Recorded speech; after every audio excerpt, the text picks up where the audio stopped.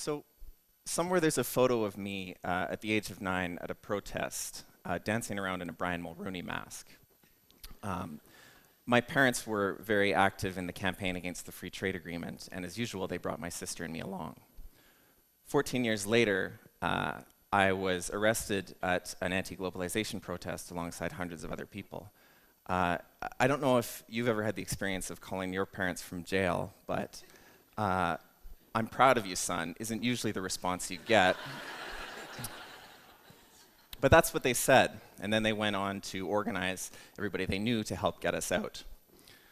I was raised by activists. Many of my friends are activists, and I've often identified as an activist myself. But it's not always an identity I'm completely comfortable with. Eve Ensler defines an activist as someone who cannot help but fight for something. So you're called to action, but then the next thing you know, you're spray painting an anarchist A on the window of a Gap store, and you're wondering, why hasn't the world changed yet? The dark secret of activism is that we often have no idea what action to take to make the situation better. Sometimes what we're doing isn't working, but what we're trying to do is so important and so necessary that we just keep trying to do it until eventually we're just going through the motions, not even believing anymore that what we're doing is going to make a difference. So this was really at the core of my discomfort with the term activist. As activists, as compulsive actors, are we resigned to simply being martyrs for lost causes? Or can we take a seemingly impossible problem like climate change and baby step our way to real solutions? In other words, if what we want to achieve is impossible today, what are the tools we need? What are the actions we can take to make it possible tomorrow? So I was grappling with these questions quite a bit a few years ago when my friend Philip Smith introduced me to his friend Andrew Boyd. Andrew's an author and activist who for a while had been wanting to develop a toolkit of creative activism. And Philip thought that the three of us could make this happen. So we started looking for different organizing models for how to structure the toolkit. And we came across the concept of a pattern language, and something clicked. A pattern language, the concept itself is a bit obtuse, but basically a pattern language is a collection of design principles in a given field of study that identifies commonly occurring problems and proposes solutions to them. And it's loose enough that the principles can be applied again and again in different situations, and you never get the same result twice. So I was really taken by this concept of this way of approaching a language. I studied language and literature in university, and while the works that I studied and read informed my activism, I'd never thought of activism itself as a language. But what we saw was that activism can be usefully approached as a language. Activism is about problem solving. It's about recognizing something that's messed up and working together with other people to fix it. Language also solves problems. It gives us the tools to combine known concepts in new ways, to say and do things that we didn't know were possible before. The interesting thing about language is that even if the vocabulary, the words and concepts, is finite, the meaning that can be derived from that vocabulary is infinite. The beauty of language is its capacity to surprise us. So what I want to suggest today is that by treating activism as a language, we can distill what works into a collection, a matrix of teachable concepts. So this is what we set about doing. We called the project Beautiful Trouble.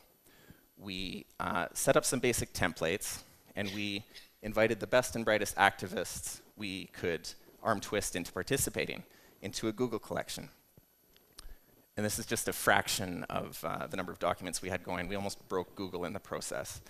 So we asked people to sort of distill what are the key pieces of activism that makes something work, the things that it's just kind of intuitive for you, Can you distill that into something that you can teach to somebody else? And of course,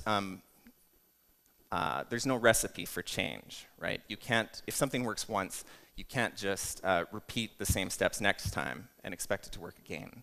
But there are ingredients to change. And what we set out to do was to find the component pieces, the basic grammatical units of social change. So there were 4 basic content types that we came up with, or that we asked people to work within. First is tactics. These are sort of the verbs of the language, in a sense. They're the modes of action, like a flash mob, a sit-in, a banner hang, something like that.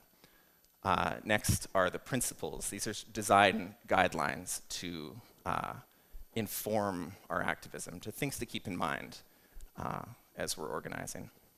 The third is theories. These are sort of theoretical concepts or lenses for understanding the world and our ability to change it. And finally, case studies. This is where we see the other pieces come to life. We take an example of something that has worked or something that has spectacularly not worked and tease apart what were the tactics used, what were the principles at play, what were the theories that are being embodied in this, and how did they conspire to make this work or not work. So it really allows you to see the ideas in action. And so we asked people to, using these templates, to distill the idea into its most simplest form. Just a few hundred words so that ideally somebody could sit down and read it in a few minutes and come away with understanding the concept.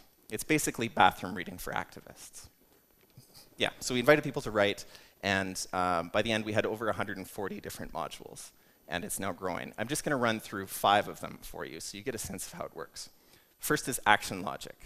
Now, action logic is the idea that your action, what you're doing, should make immediate and natural sense to your audience.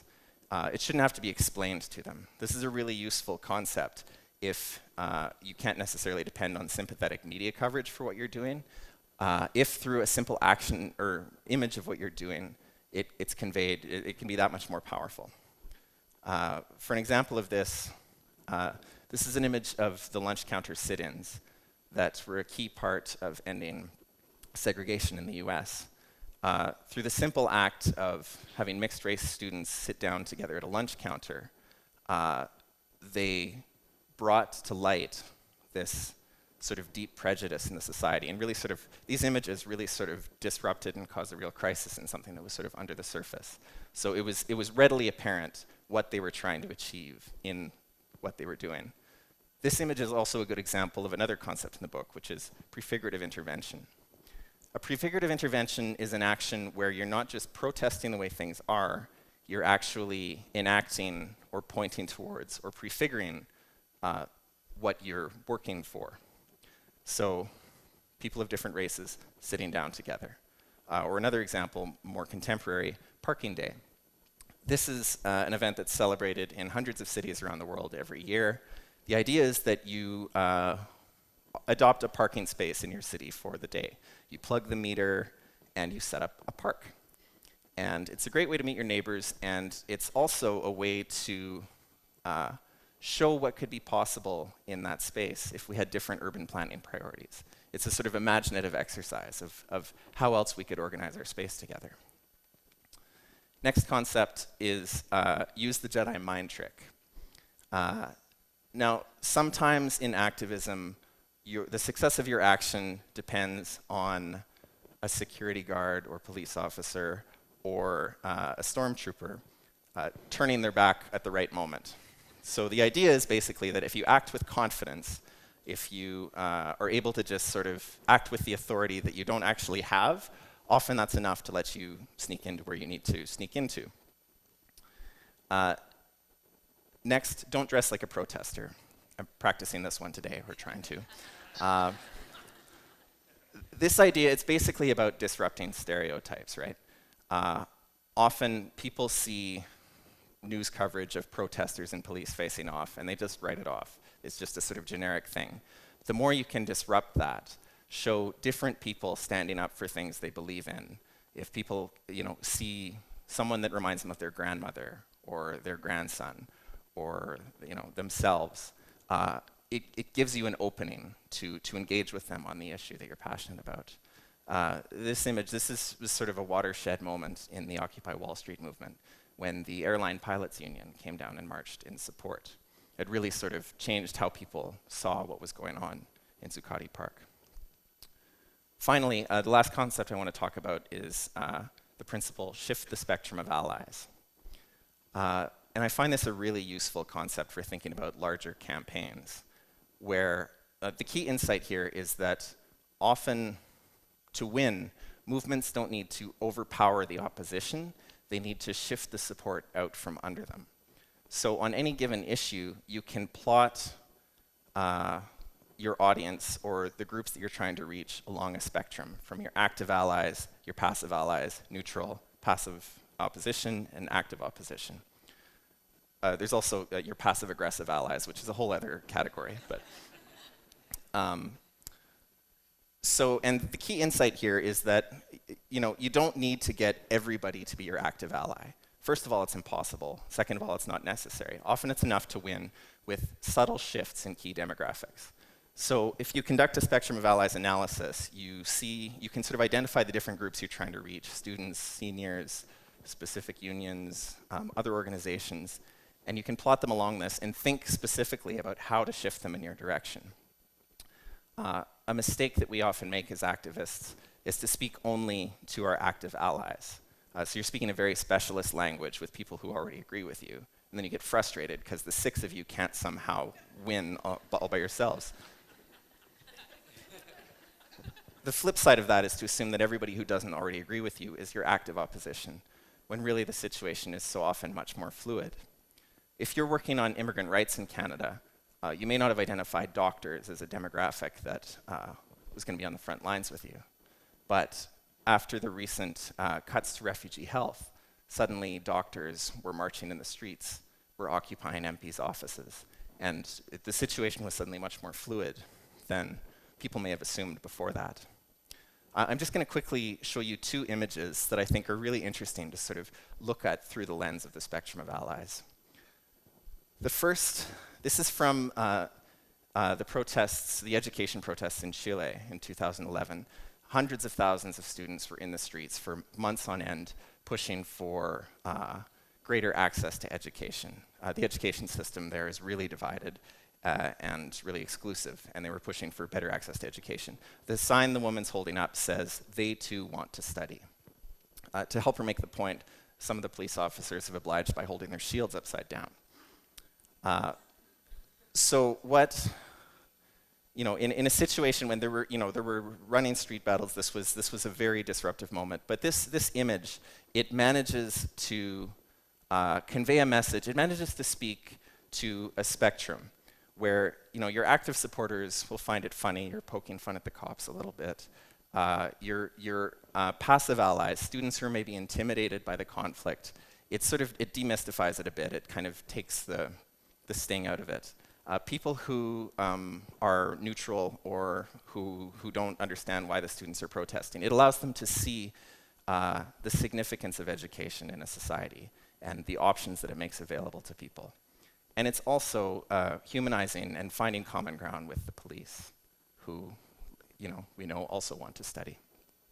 If we contrast this with, in some ways, a similar image, this is from the student protests in Quebec recently, which in many ways were so successful. They really sort of transformed the conversation and achieved incredible things. But it's interesting to just look at this specific image or this specific action through the lens of a spectrum of allies. I'm not sure if you can see it, but what they're doing is they're fishing for cops with donuts. This is something that, among your small group, you might find very funny, but lacks broader resonance. It's going to alienate a lot of people from what you're doing.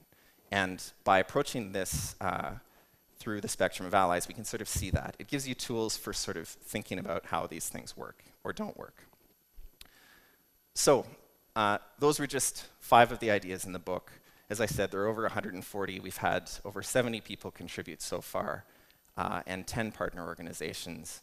And now we're developing a training curriculum so that we can be teaching people to speak the language of social change. And the process over the past couple of years has renewed my faith in activism and what it's capable of. And things that once seemed impossible, seeing the amazing creativity that people bring to the issues that they're so passionate about, it less and less seems impossible. Thank you.